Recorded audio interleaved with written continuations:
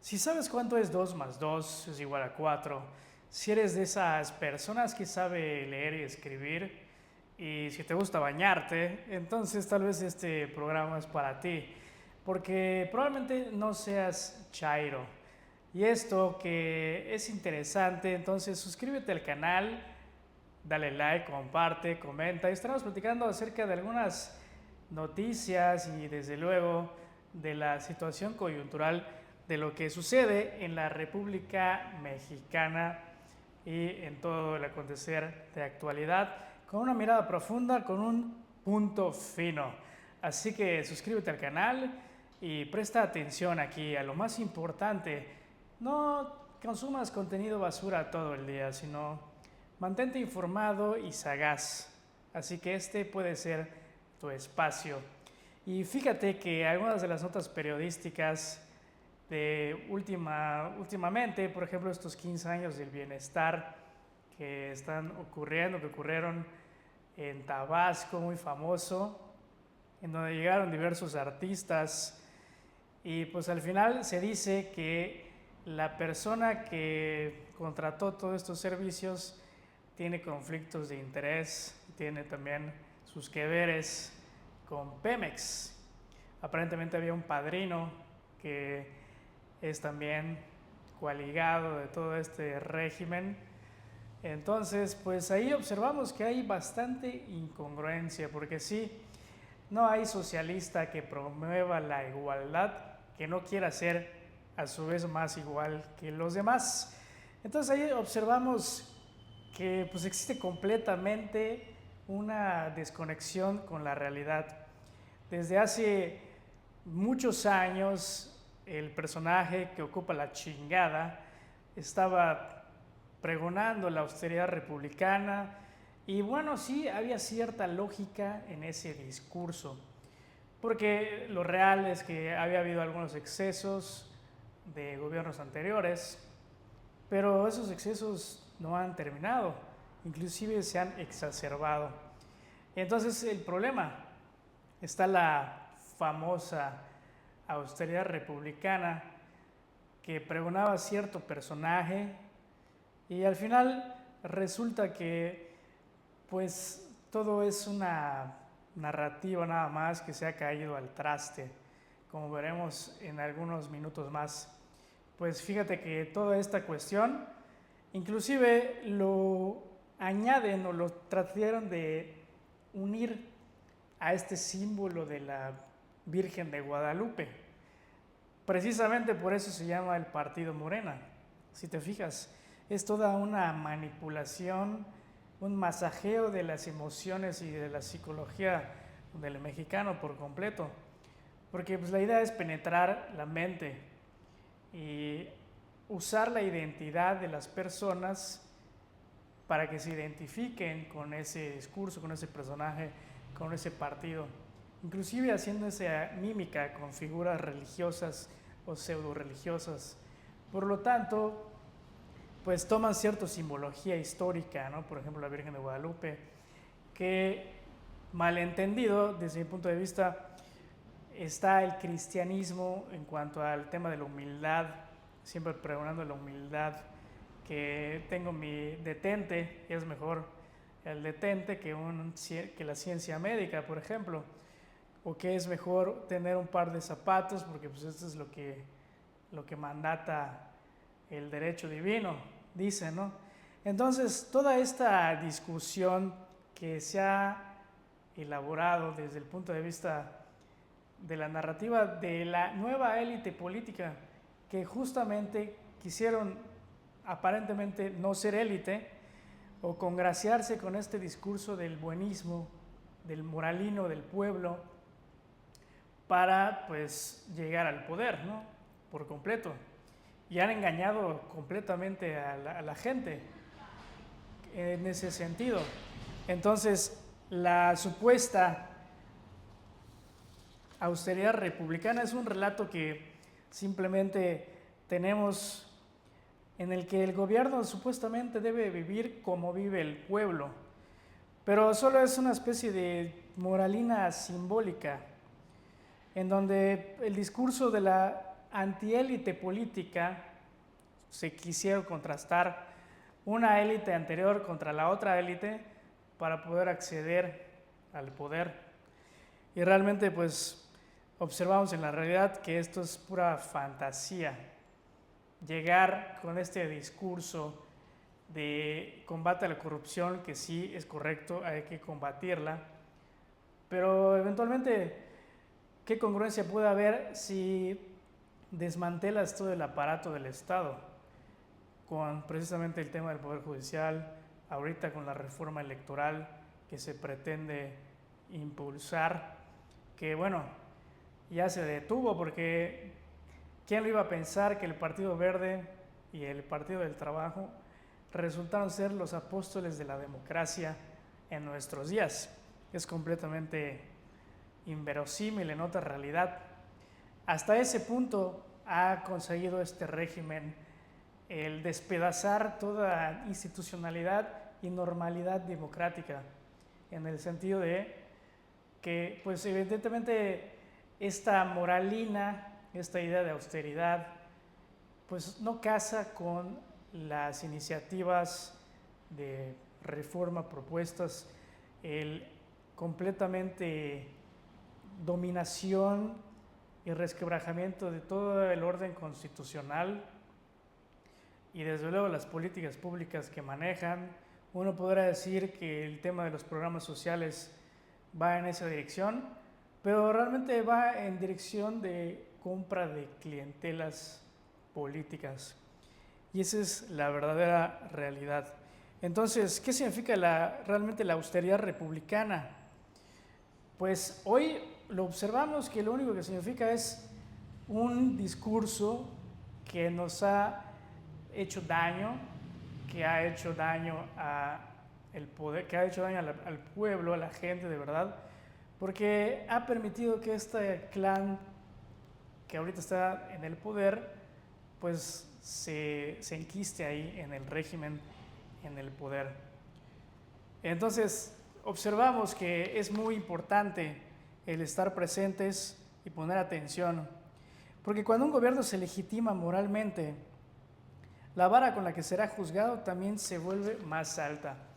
Y ese es precisamente uno de los temas, que el problema es que tú estás promoviendo moralidad, inclusive cartillas morales, y sales con 15 años del bienestar y con palacios del bienestar que existen y lo observamos en la vida cotidiana del paisaje político mexicano, y eso es bastante triste realmente. Por ejemplo, algunos casos importantes que han reportado los periodistas del Detalle. La Casa Gris de Houston, en donde una investigación periodística reveló la residencia donde vivía José Ramón López Beltrán. Es un fraccionamiento de Jacobs Reserve, más de 400 metros cuadrados, con una alberca climatizada, sala de cine, bar interior. Investigaciones señalaron que el propietario estaba ligado a Baker Hughes, empresa contratista de Pemex. Entonces, había una élite que estaba en contra de la anterior élite, que estaba en contra de la mafia del poder, así le decían, y que se vanagloriaban como honestidad valiente. Y resulta que el hijo del principal promotor de este movimiento tiene una casa de millones de dólares y de pesos. Y ese es precisamente el punto. No estaría mal si tú con tu trabajo obtienes esas mieles, esos beneficios, esos buenos obsequios de la realidad, pero pues si tú estás promoviendo una cosa, diciendo una cosa y haciendo otra, es completamente disímil. Entonces esto genera una disonancia cognitiva en las personas y no se dan cuenta que están siendo completamente incongruentes. Hay una doble moral acá. El hecho de estar moralmente sintiéndose superiores, que ese es otro punto, ¿no? Esta élite se siente superior, esta nueva élite se siente superior por decir que promueve la igualdad que promueve el socialismo del siglo XXI, que promueve el beneficio para todos, pero si observas con detalle, los principales beneficiados son ellos, ¿no? Ahí está el senador Noroña viajando por todos lados, también está completamente, pues múltiples otros personajes, están estos 15 años del bienestar, la gobernadora de Veracruz, Rocío Nale, que le aparece una casa en un fraccionamiento muy importante y pudiente en Veracruz. Entonces ahí está este doble rasero, ¿no? Que dicen, pero es que tú no decías nada antes. Sí, pero los que estaban antes no promovían este juicio moralino de que es mejor estar con 2 pares de zapatos y estar completamente feliz, a suficiencia, y que ahora le añaden esta otra pendejada que es que el PIB, el crecimiento del Producto Interno Bruto, no importa. Este discurso se lo sacaron de la chistera desde el año 1, ya que vieron que habían cancelado el nuevo aeropuerto de la Ciudad de México y que obviamente la confianza de los inversionistas y de los mercados internacionales habían sido completamente dilapidados. Entonces, pues lo que hicieron al final es completamente incongruente con lo que plantearon desde el inicio. Primero plantean igualdad y socialismo para todos, y al final lo que hacen es más iguales nosotros y ustedes se quedan allá con sus migajas, ¿no? Y dilapidan la economía, dilapidan el crecimiento y la dinámica económica. Hoy en día estamos sufriendo las consecuencias de 8 años de políticas completamente incorrectas, en donde no solo no se aplicó la austeridad republicana, sino que se hizo un dispendio y derroche por completo, inclusive con recursos de procedencia dudosa, ¿no? En el caso de algunos estados, quizás hasta con recursos del crimen organizado, pero pues es algo que se irá descubriendo el día que estos cuates se vayan del poder y hay una investigación de verdad, cuando hay un restablecimiento de las instituciones democráticas. Y eso es lo que pasa estos días en Mérida, en México, en toda esta situación. También tenemos el caso, por ejemplo, muy sonado del departamento ligado a Segalmex. La investigación periodística documentó la venta del departamento en Texas ligado al entorno del exdirectivo de Segalmex. El inmueble fue vinculado a un esquema de sobornos. Y ese es otro escándalo, el escándalo de Segalmex, una institución que en teoría iba a servir para combatir el hambre.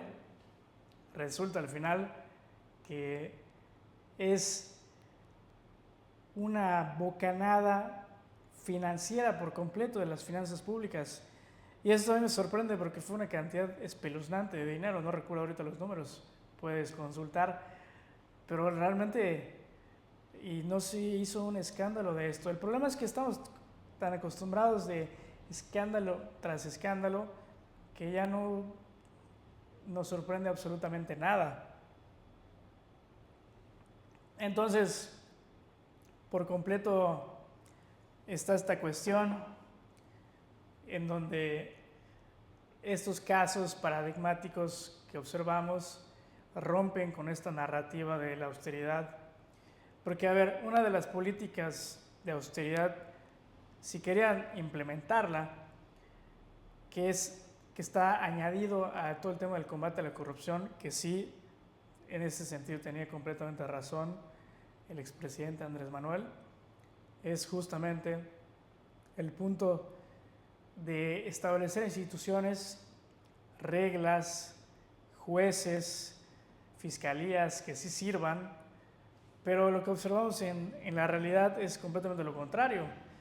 Hay jueces a modo ahora, hay fiscalías carnales, fiscales carnales, y por supuesto que estos casos pues jamás se van a investigar, porque sería como que se investiguen a sí mismos. Nunca lo vamos a saber por completo qué pasó con Segalmex, qué pasó con todos estos casos y cosas de la vida. Entonces, pues esa es la cuestión. También aparece el departamento de 100 millones en Miami del Fonden, del exdirector del Fonden, que adquirió un departamento lujoso en Miami, el señor José María Tapia de Franco. Entonces, también eso es importante tomarlo en cuenta. 5 millones de dólares puede costar una propiedad en esa zona. Y, por ejemplo, mecanismos que tenían reglas que funcionaban bien, como el Fonden, completamente se fueron al traste. Y hoy pues estamos pagando las consecuencias porque no hay una instancia que perviva, que procure recursos cuando hay un desastre de esta naturaleza. Lo observamos en el desastre de Acapulco y, en fin, en estas cuestiones que no fueron al final productivas, que no ayudaron a reactivar la economía. Pausa.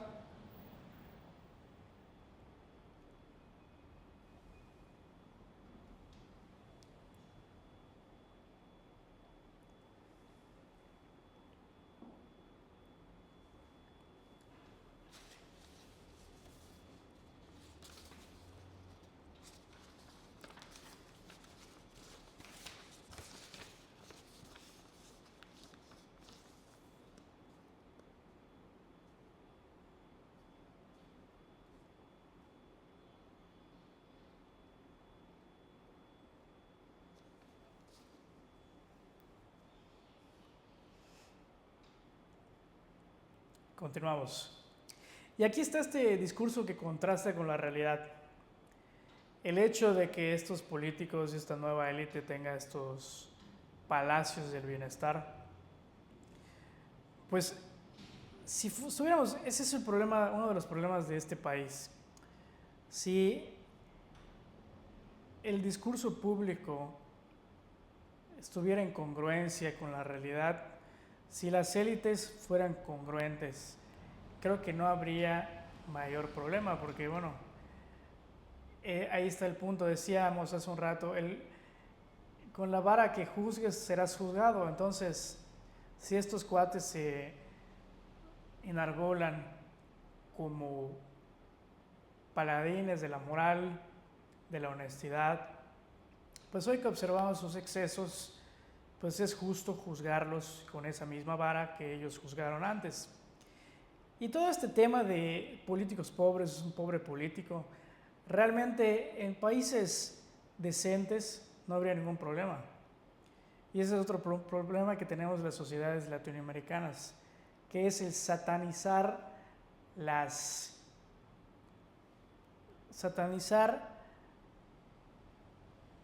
riqueza en general. Se percibe al rico como una persona diabólica. Inclusive hay un tema ya medio de interpretaciones religiosas extrañas. Pero por ejemplo, y en el caso de México, ¿no? Por eso ahí estaba el vendaval en contra de cierto empresario importante. Y bueno, la cuestión aquí es que se juntan dos cuestiones, la incongruencia y este discurso latinoamericano, muy mexicano desgraciadamente, de que si eres rico es seguramente porque obtuviste tu dinero de una manera ilícita o porque hiciste negocios con el gobierno. Se percibe a la persona rica o al empresario de una manera tal vez no muy buena. Se le percibe como una persona diabólica o egoísta, o que hay que tener cuidado con los ricos. Dicen que es más fácil que pase un camello por la aguja de un por el orificio de una aguja a que un rico pase por el reino de los cielos. Y todo este discurso que ha permeado en la psique colectiva desde historias de la parte religiosa y demás, y que es explotado por estos populismos de izquierda rancia. Y ese es el problema, ¿no? Al final, que se sataniza la riqueza y que los primeros que satanizan a la riqueza son esos políticos que en un momento, como eran pobres, la única manera que vieron para poder acceder a la riqueza fue el poder. Realmente nunca ellos hicieron el trabajo de hacer un negocio por otro lado. Uno no tendría por qué ver con malos ojos a un político que tenga recursos económicos. Si, por ejemplo, tiene negocios lícitos, si es bueno haciendo los negocios, si tiene otras fuentes de ingreso, inclusive sus ingresos de su propio trabajo de político. El problema está en que como toda la riqueza está satanizada, y los primeros que satanizan la riqueza son estos políticos del surdaje, entonces esa es la cuestión, ¿no? ¿Cómo una persona del común va a percibir la cuestión de la riqueza si escucha todos los días desde la mañana, desde el Palacio del Bienestar Nacional, esta cosa tan incongruente que de hecho ahí empieza, ¿no? La incongruencia de la austeridad pregonada principalmente desde un palacio virreinal, el Palacio del Bienestar Nacional. Y pues observamos que toda esta pléyade de políticos primero señalan con el dedo y luego pues son los primeros en estar agarrando los sobres y viendo qué tipo de negocios turbios realizan desde el púlpito del poder. Y ese es precisamente el problema. Hay que combatir esta incultura de la pobreza, de ver mal al rico, ¿no? Y esto pues tiene que ver con todo un entorno social, político, filosófico, que sería importante ir resquebrajando. Y lo primero que hay que hacer es percibir y notar todo esto que hacen estos personajes. Llegan al poder y lo primero que hacen es ser ellos ahora la nueva mafia del poder, que no es tan nueva, porque por ejemplo se encontró que hay un imperio inmobiliario de Bartlett, ¿no? Bartlett fue el director de la Comisión Federal de Electricidad en el sexenio anterior, con una casa en Las Lomas, un departamento en zona de alto valor, y pues todo esto hace que pues se pierda la confianza en estas personas que dijeron que iban a ser diferentes. Entonces, doble rasero moral y doble rasero de juicio a la riqueza patrimonial. Entonces, ellos te dicen que está mal que tengas más de 2 pares de zapatos, y te dicen que está mal aspirar a más, pero son los primeros que aspiran a más. Ellos son los que van a Japón, los que hacen sus 15 años del bienestar, los que les encanta vacacionar en Europa, y en fin, son de estas cuestiones que uno no termina de comprender de lo que sucede en el acontecer local. Y esto entra en una paradoja, ¿no? Entramos en una paradoja que es, pues todos estos movimientos que prometen pureza moral enfrentan que es una élite contra una élite. Entonces es una circulación de élites en la historia. Había una élite que el propio Andrés Manuel decía que era la mafia del poder y que finalmente ellos pues se percataron de que señalando a esa élite tenían un respaldo social, y con este discurso moralino de la austeridad republicana y condenando al rico para que estas personas que estaban en una situación más desfavorecida pudieran verlos con beneplácito y poder eventualmente acceder al poder. Y precisamente con las reglas de esa democracia que tanto criticaban accedieron al poder. Y aquí toda esta cuestión, ¿no? Una élite contra la otra élite, y es una circulación de élites. Al fin y al cabo, el ciudadano común se queda ahí en el territorio de una manera igual. La igualdad es que no cambie. Entonces, la igualdad es que no cambie nada, o que solo cambien la rotación de élites en la cúspide, en los palacios del bienestar, para que al fin y al cabo todo esto pues no cambie nada, ¿no? O sea, decíamos que critican el PIB, ¿no? El crecimiento del Producto Interior Bruto. En algún punto se decía que con estas políticas de austeridad, con el combate a la corrupción y demás, íbamos a crecer a 5 o 6 puntos anuales. Ya pasaron 8 años y la economía no ha crecido. Y estamos en un punto de estancamiento completo e inflación. Y todo esto nos deja ¿qué? Nos deja una sociedad que ya no tiene instituciones democráticas, que cada vez ve más la desesperanza y que observa estos palacios del bienestar en las nubes. Y cada vez hay esta brecha entre lo que dicen y lo que hacen, entre lo que el ciudadano común percibe, aunque tenga su bequita del bienestar, y eso está bien, en algunos casos discutible, pero que al fin y al cabo todo cambia para que no cambie nada. Lo único transformado en esta transformación de cuarta son los bolsillos de las élites de la transformación.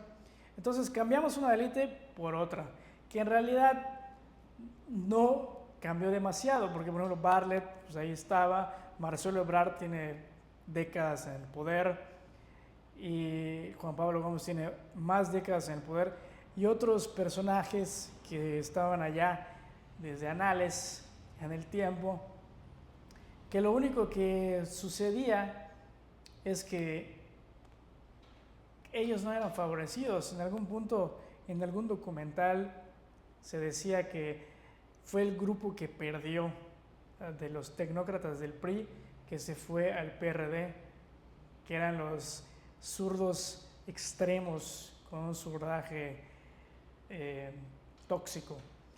Son estos cuates los que no les tocó hueso, los que se quedaron trasnochados con ese nacionalismo revolucionario zurdo, los que llegaron al poder en el 2018. Y esto, al fin y al cabo, pues no nos ha dejado absolutamente nada. No hemos avanzado en ser un país más democrático, no hemos avanzado en transparencia, en crecimiento económico, y ahora estas nuevas élites cada vez buscan centralizar más el poder, como por ejemplo el tema del poder judicial, que lo que les molestaba no era tanto el ordenamiento institucional, sino el hecho de pues hacer esta cuestión de que ellos sean los nuevos, la nueva élite del Poder Judicial. Ahora son más puestos de trabajo, más posiciones, más presupuestos públicos que tienen que repartir, y tienen para repartir, que eso es lo que querían al fin y al cabo, el reparto de posiciones de poder en la República, ¿no?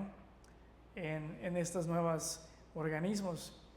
Y si tanto hablaban de austeridad republicana, el republicanismo precisamente es ese, es la división clara de poderes y que cada uno haga lo que le corresponde. Eso está completamente violado por el socavamiento del Poder Judicial, en la cooptación de organismos públicos autónomos y muchísimas otras cuestiones que han destruido en la vida institucional de la República, desgraciadamente. Pausa.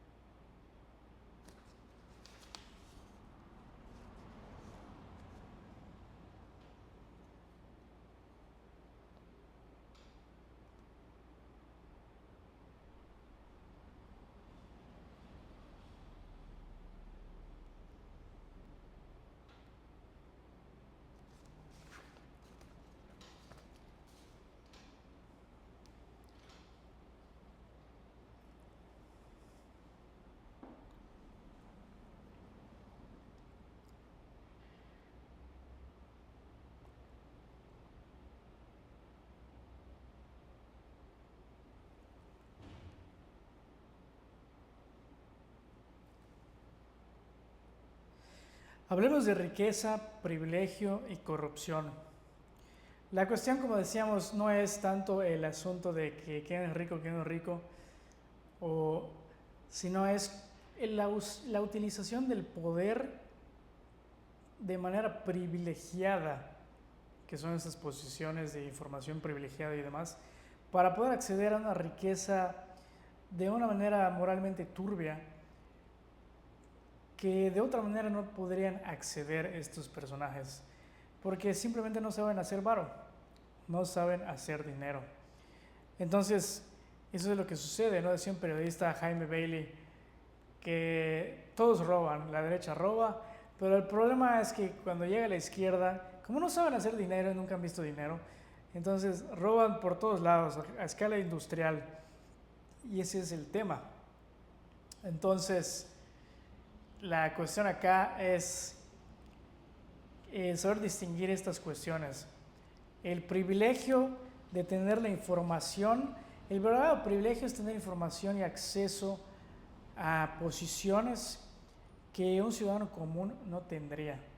Por lo tanto, observamos que en la vida cotidiana, para un ser humano normal, un mexicano normal, es difícil hacer riqueza, ¿no? En este país es difícil volverse un empresario en México. Entonces, a un empresario que le tomaría de una manera lícita mucho tiempo, mucho dinero, muchos recursos, mucha energía, el acceder a cierto tipo de escala de riqueza es complicado. Y luego vienen estas personas que se dicen paladines de la moral pública, expertos en saber decir y qué hacer en el público, para decirle al público qué hacer. Observamos que completamente hay una incongruencia total. Entonces, estas nuevas élites simplemente caen en lo mismo, pero de una manera más estrepitosa, porque su discurso y su narrativa moral no va con estas cuestiones. Entonces, observamos estos casos paradigmáticos que hemos llamado los palacios del bienestar, que no van en consonancia con ese discurso, y pues lamentablemente mucha gente les cree, ¿no? Mucha gente les cree. Por aquí leo otro caso que es el penthouse de Lord Relojes.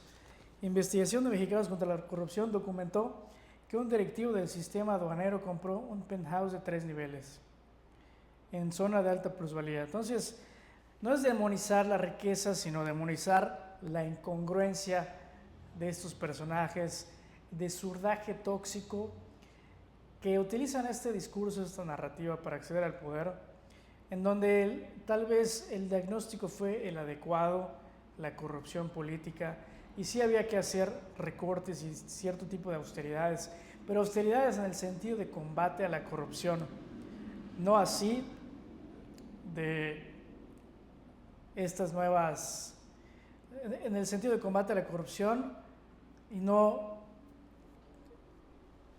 corrompiendo las propias estructuras legales en las que estamos inmersos o las que había y que ahora ya no hay. Entonces, así son los palacios del bienestar, esta incongruencia que observamos entre lo dicho y hecho. Entonces, me parece que estamos cayendo en quitar una élite por poner otra todavía peor, una incongruente, amoral, aunque se dice moral, que sataniza la riqueza y que solo con base en corrupción y privilegios hacen lo que hacen y que realmente no tienen el interés del país en mente y en el corazón, sino que simplemente se encuentran por ahí haciendo todo esto que hemos platicado. Pues no sé, ¿qué te parece a ti? ¿Quieres comentar? ¿Quieres compartir tus pensamientos sobre estas reflexiones? Suscríbete al canal, déjanos saber qué te ha parecido. Hasta pronto.